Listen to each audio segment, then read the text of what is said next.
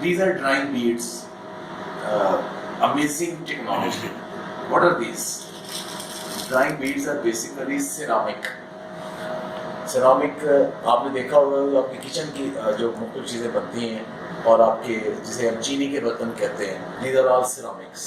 Ceramic is basically एक clay, एक ख़ास किस्म की स्पेसिफिक क्ले है जिससे ये भी बने।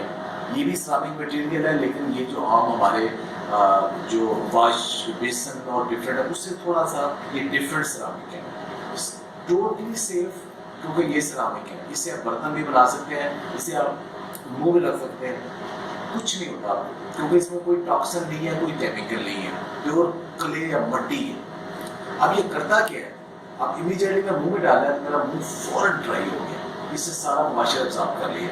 इसमें अमेजिंग मॉइस्चर एब्जॉर्ब करने की सलाहियत है। आप कोई भी बुनियादी तौर पे ये बनाए गए थे बीजों के लिए, सीड्स के लिए, कि सीड के अंदर अगर मॉइस्चर ज़्यादा है तो आप सीड के साथ ये 10-12 बीड्स उस कंटेनर के अंदर रख दें तो सारा मॉइस्चर ले लेगा, तो वो बीज ड्राई हो जाएंगे।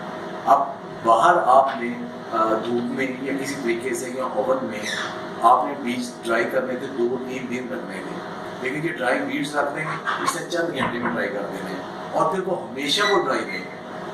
हमारे जो बीज हैं, ये जब बरसात का मौसम जैसे आजकल चल रहा है, तो बरसात के मौसम में फ़ज़ा से वो नमी ले लेते हैं, नमी लेने की वजह से उनके अंदर एफ्लाटॉक्सिस पैदा होते हैं, वो फंगस की वजह से कीड़े मकोड़े आते हैं, बीज खाए जाते हैं। फिर घरों में भी आप देखते हैं गंदम या चावल रखे हैं उसके अंदर कीड़े आ जाते हैं, वो कीड़े मॉइस्चर की वजह से आते हैं। अगर मॉइस्चर नहीं होगा तो कीड़े नहीं आएंगे, तो उसी वजह से उनकी जनरेशन कैपेसिटी खत्म हो जाती है। तो अगर उनको आप ड्राइंग बीड्स के साथ रखेंगे तो फ़ज़ा के अंदर जितना मॉइस्चर है वो ड्राइंग बीड में मिलती है। डॉक्टर साहब, इसकी लाइफ कितनी है? इसकी लाइफ फॉर एवर है, ये कभी भी ख़त्म नहीं होता। अब इसकी इफेक्टिवनेस खत्म हो जाएगी जब इसके अंदर मॉइस्चर खत्म हो जाएगा, मॉइस्चर ज़्यादा ले लेगा, मॉइस्चर ज़्यादा ले लेगा तो इसका कलर थोड़ा सा चेंज हो जाता है, वो पता चल जाता है मॉइस्चर, तो दूसरे ये इफेक्टिव नहीं रहेगा। उसका तरीका ये है कि दोबारा आप हाई टेम्परेचर के ऊपर, ख़ास ओवन है वो तकरीबन 300-400 उनका टेम्परेचर होता है, उनके अंदर आपने चंद घंटे रखने हैं तो दोबारा ये फिर ड्राई हो जाते हैं, फिर यूज़ कर सकते हैं। यानी आप इसको thousands time for life use कर सकते हैं, ये कभी भी ख़त्म नहीं होते। और इवन फूड आइटम्स में भी ये यूज़ किए जाते हैं, फूड आइटम्स में भी, मतलब फॉर एग्जाम्पल आपकी ब्रेड है, आप समझते हैं कि ब्रेड जो है ना वो ब्रेड ख़राब हो जानी है, तो आप ब्रेड के साथ रख दें, सारा मॉइस्चर उसने एब्जॉर्ब कर लेना है, वो ड्राई हो जाना है। ये छोटा सा कमरा है, कंटेनर है, ज़्यादा कंटेनर उसके लिए बहुत ज़्यादा चाहिए।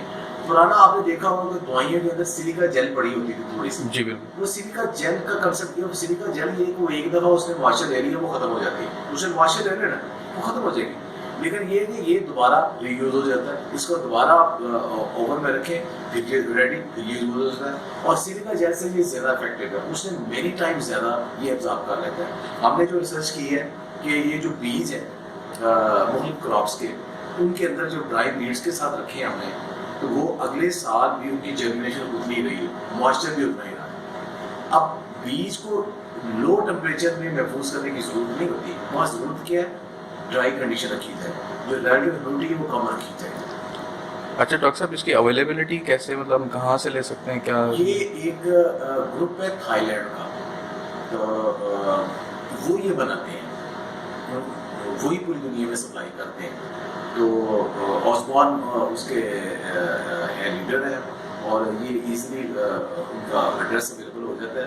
उन्होंने पाकिस्तान में कुछ कंपनी को फ्री भी दिए थे, मार्केटिंग करने की कोशिश की उन्होंने, लेकिन पाकिस्तान में लोगों ने क्योंकि इन बल्क नहीं यूज़ हो सकता ना, इन बल्क के लिए उनकी टेक्नोलॉजीज और है, वो बड़े बड़े अगर साइलोज में करने हैं या टनों में करने से टेक्नोलॉजी हो रही है। ये जेम प्लास के लिए, साइंटिस्टों के लिए, थोड़ी क्वांटिटी में जो सीड आपने रखने उनके लिए, या आपने डोमेस्टिक लेवल पे कोई चीज़ यूज़ करनी है जिसका लो मॉइस्चर रखना है उसके लिए, मेडिसिन के अंदर रखनी है उसके लिए, तो ये टेक्नोलॉजी डिफरेंट है। तो अब जेम प्लास के लिए हमारे यहाँ भी इंट्रोड्यूस हो रही है टेक्नोलॉजी। मतलब हमें इसकी कॉस्ट नहीं मालूम हो सकती?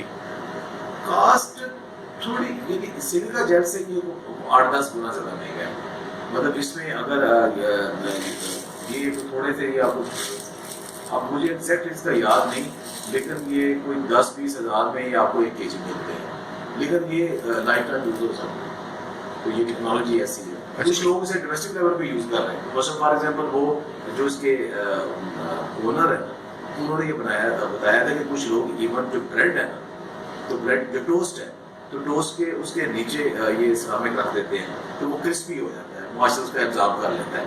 तो वो कुछ लेते हैं, हमें क्रिस्पी पसंद है, वो यूज करते हैं। बेशुमार इसके डिफरेंट यूजेस है, सेफ है। जैसे आप जैसे चाय यूज़ कर रहे हैं।